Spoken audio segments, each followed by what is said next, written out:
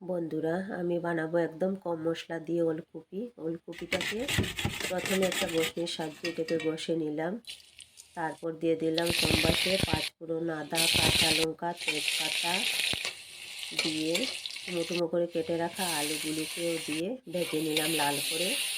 দিয়ে দিলাম ওলকপিতে আগেই আমি নুন হলুদ দিয়ে রেখেছিলাম।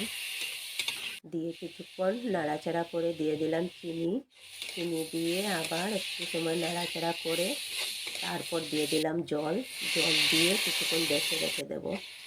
এটা বাঁধাকপি না ওলকপি, খেতে দারুণ হয় এটা।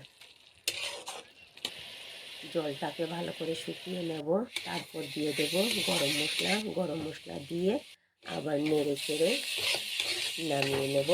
হয়ে গিয়েছে আমার ওলকপি রেসিপি। বন্ধুরা জানাবেন কেমন হয়েছে আমার ওলকপি রেসিপি।